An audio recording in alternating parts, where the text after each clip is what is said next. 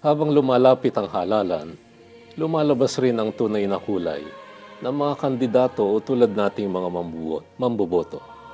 Hindi mahirap makita ang pagiging hunyango ng ilan sa mga kandidato. Ang mga dating mga magkatunggali ngayon ay magkakasama. Mga dating parang magsing-irog sa iisang partido ngayon ay parang pinaghiwalay ng tadhana. Ang mga dating may ingay sa larangan ng politika ngayon ay nagtatago at hindi natin alam kung saang lupalop na paroon. Alam niyo mga kapatid, ito rin ang tila telenobelang sa araw na ito ay nagsisimula. Kumbaga, ang kabihan nga lamang ay hindi ito isang teleserye.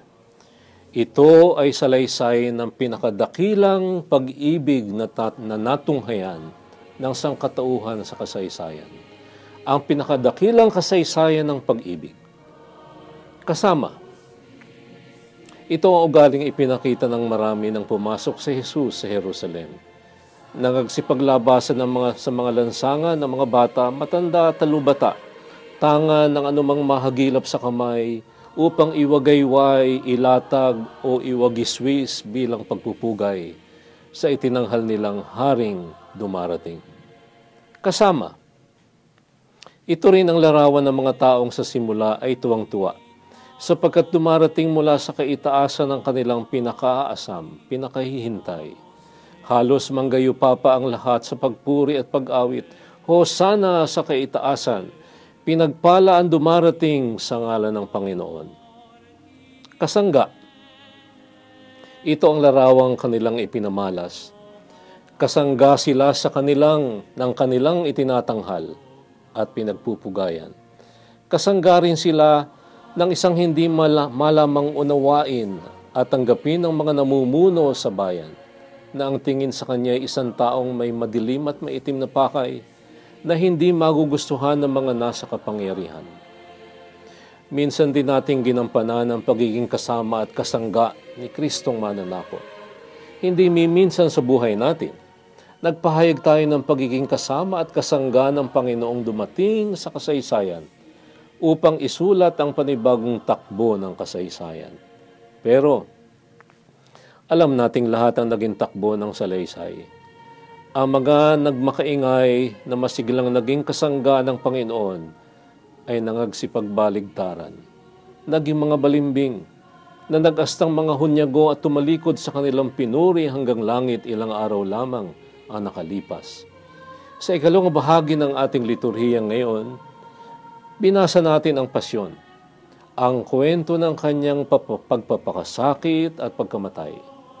Ang mga balimbing na dati-rati umawit ng Osana ay sila ring di naglaon ay sumagot o sumigaw ng tama na. Sala sa init, sala sa lamig, ang mga balimbing na walang iisang salita. Ito ang salaysay na nananalaytay sa ating kasaysayan, sa ating lipunan, sa ating kultura at pagkatao bilang Pinoy. Tingnan lamang natin ang takbo ng ating politika.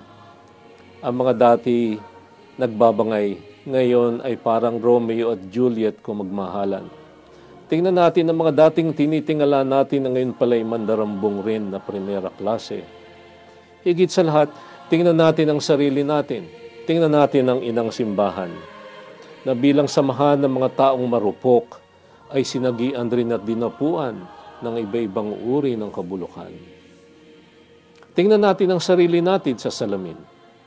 Tingnan natin kung paano tayo maghusga tulad ng kalalakihang handang pumukol ng bato sa babaeng nahuli sa pakikiapid.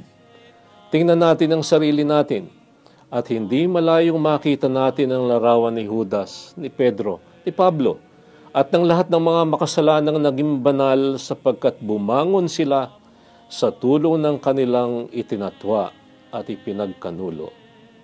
Kasama po ako sa pulutong na ito. Ako po'y isa ring makasalanan tulad ni Pedro, ni Juan, ni Pablo. Kasangga tayo dapat at tunay ang di minsang idineklara natin ang sarili bilang kasangga ni Kristo. Ngunit ang linggo ng palaspas ay salaysay tungkol sa mga balimbing, mga salawahan at tampalasang tulad ko, tulad nating lahat. Makasalanang tulad ko, Katunggali tayo ni Kristo. Di minsan di kayang ipagkaila gaano man kadulas ang ating mga dila. Gaano man karami ang sanga ng mga dila natin.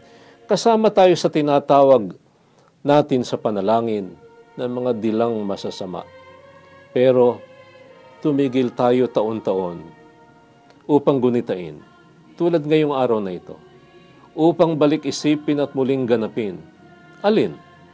Ang dakilang salaysay ng pag-ibig ng Diyos na gumawa ng lahat para sa ating ikaliligtas. Sa kanyang dakilang pagpapakasakit, tayong mga katunggali at kalaban, dahil sa kanyang dakilang pag-ibig, ay muling itinuring na kasama at kasangga. Muli nating naririnig ang mga katagang pinagnilayan natin noong isang linggo. Wala bang naghuhusga sa iyo? Tanong niya sa babaeng nahuli sa pakikiapid. Ako man, hindi kita hinuhusgahan. Humayo ka na at huwag nang magkasala. At ito po mga kapatid, ang inyong kalakbay at katoto sa lingguhang pagninilay na tinaguri ang puso sa puso. Magandang linggo po sa inyong lahat.